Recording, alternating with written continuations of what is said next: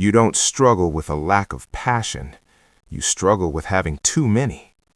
One day you're deeply interested in one path. A week later, something else feels just as important. And slowly, a quiet fear starts forming. What if this isn't curiosity, but a lack of direction? You start things with intensity, you research, you plan, you imagine a future where this becomes your thing.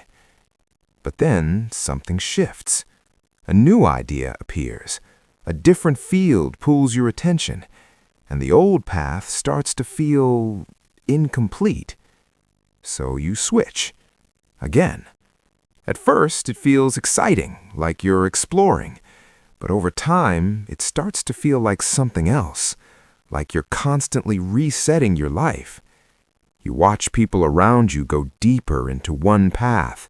They build momentum. They become known for something. And you feel scattered.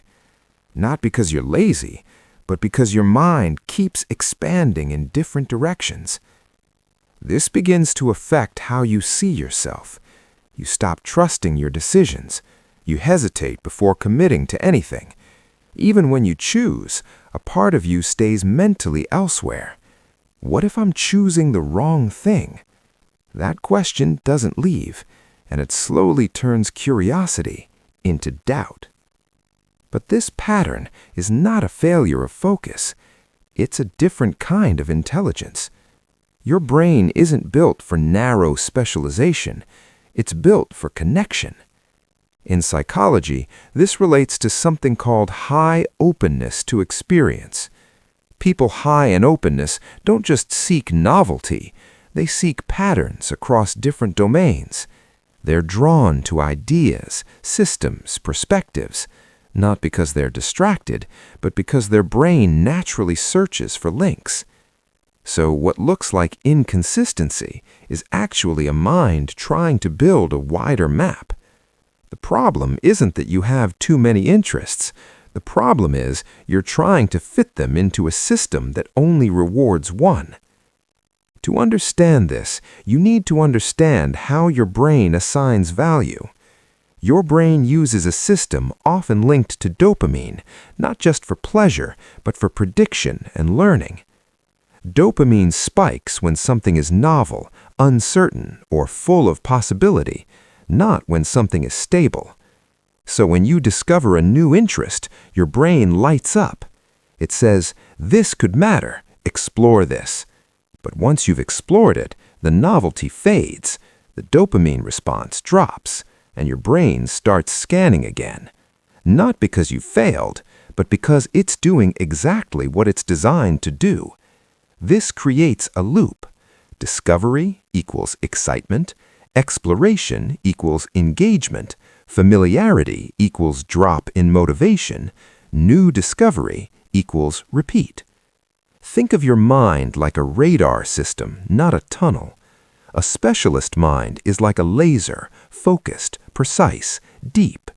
Your mind is like a radar, wide, scanning, connecting distant signals. Both are powerful, but they require different strategies. And if you try to force a radar mind to act like a laser, you don't become focused, you become fragmented. So the question becomes, how do you build a career when your mind refuses to stay in one lane? Not by forcing focus, but by designing a system that uses your nature correctly. What to do? Instead of picking one path, choose 2 to 3 core interests and deliberately combine them. Why it works? Your brain seeks novelty, but also meaning. Combining fields creates continuous novelty within a stable structure, which keeps dopamine engaged without constant resetting. Example: instead of choosing between psychology and content creation, you build content about psychology. Instead of choosing between tech and design, you work on user experience. What to do? Commit to one direction for a fixed period, age for 6 months, instead of forever. Why it works? Your brain resists permanent commitment because it fears loss of alternatives. Time-bound decisions reduce that fear, making it easier to stay consistent. Example: instead of asking, "Is this my life path?" you ask, "Can I go deep into this for 6 months?" That shift removes pressure and increases follow-through. What to do? Pay attention to what activities give you sustained mental energy, not just quick excitement. Why it works. Initial interest is dopamine-driven, but long-term engagement depends on intrinsic motivation systems, which are linked to meaning and competence. Example: you might enjoy learning many things, but notice that teaching, explaining, or building something gives you deeper satisfaction. That's a signal. Not all interests are equal. Some are sparks, some are fuel. What to do? Define a single underlying theme that connects your interests. Why it works. The brain organizes identity through narrative. A theme creates coherence, reducing internal conflict and decision fatigue. Example: your theme might be understanding how people think. This can include psychology, writing, business, design. Different paths, same core direction. What to do? Share your learning process as you go, through writing, videos, or notes. Why it works. Externalizing your thinking creates feedback loops, which strengthen learning and clarity through social reinforcement and reflection.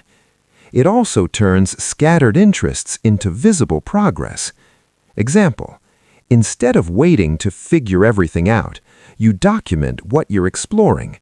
Over time, patterns emerge, and others begin to see the connections before you fully do.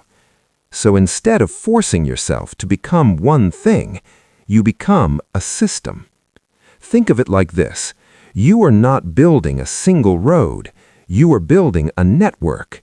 Each interest is a node, each experience is a connection, and over time, something unexpected happens. What once felt scattered starts forming structure, not a straight line, but a shape, an M-shaped path, multiple peaks, multiple strengths connected by a deeper pattern. And that shape is not a weakness in the future, it's an advantage, because the world is no longer rewarding only specialists. It's rewarding people who can connect fields, translate ideas, and adapt quickly. Like you. You were never meant to fit into one narrow definition. Your mind doesn't settle easily because it sees too much, too many possibilities, too many connections.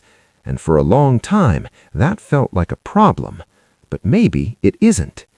Maybe the goal isn't to silence your curiosity, but to organize it, gently, patiently, over time. Because clarity doesn't come from choosing less.